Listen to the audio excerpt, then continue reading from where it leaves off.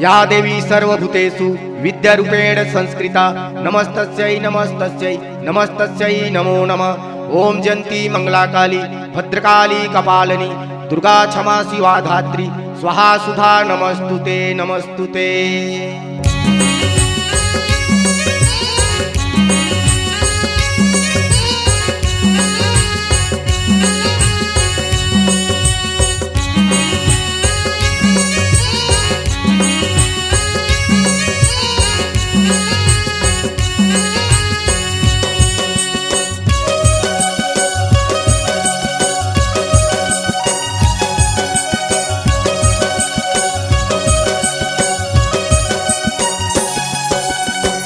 सेवा तैले ले दाई सेवा तोरे गाँव मैया सेवा जो हाराव धूंधी दाई के मैया वो मैया वो मैया वो मैया सेवा जो हाराव धूंधी दाई के। सेवा तैले ले मैया सेवा तोर गाँव दाई सेवा जो हाराव धूंधी दाई मैया ओ मैया ओ मैया ओ मैया सेवा जो हाराव धूंधी दाई की। पाटनपुर के पाट देवता संबलपुर समलाई गढ़नूर के नरसिंह देवता मोहतरा के महामाई फागु मोहन धनेश बिहारी तोर सेवाला गाँव लक्ष्मी नारायण छत्री हदाई जोत के सेवा बजावे।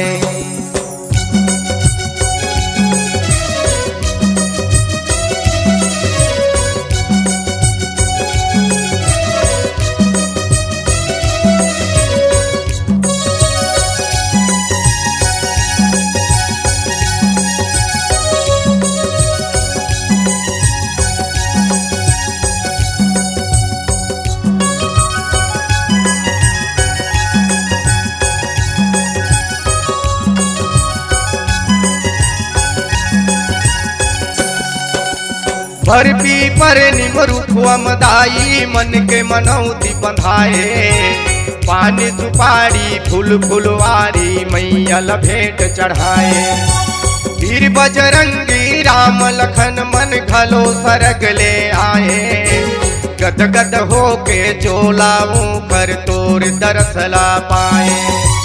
तोर दरसला पावे ओ मैया तोर दरसला पावे गद गद होगी चोलाऊं कर तोर दरसला पावे।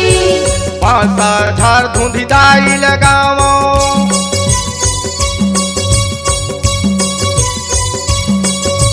पासा झार धुंधी दाई लगावो ओंगन पाठी पहाड़ी मैया सेवा लगावो धुंधी दाई के।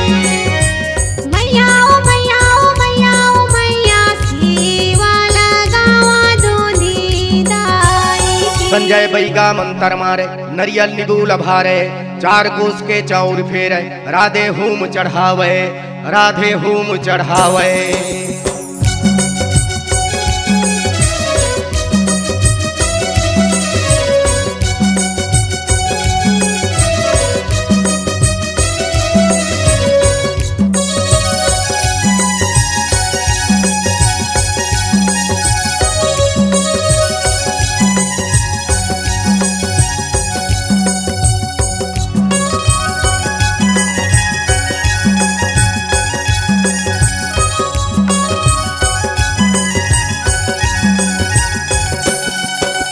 बारो महीना तोरे द्वार में भक्तन के कतार माँ जगमग जगमग जोत बरे माँ मन के हरे अंधियार माँ।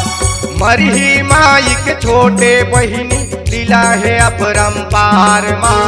बारो महीना कुंडल दाई निर्मल बो है धार माँ। निर्मल बो है धार हो मैया निर्मल बो है धार माँ। बारो महीना कुंडल दाई निर्मल बो है धार माँ। पासा झार धुंधी दाई लगावो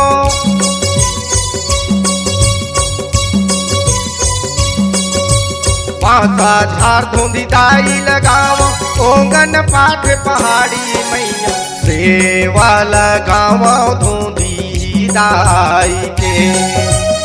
मैया ओ मैया ओ मैया ओ मैया सेवा लगावा धोंधी दाई के सेवा लगावा धोंधी दाई के मैया सेवा लगावा धोंधी दाई के।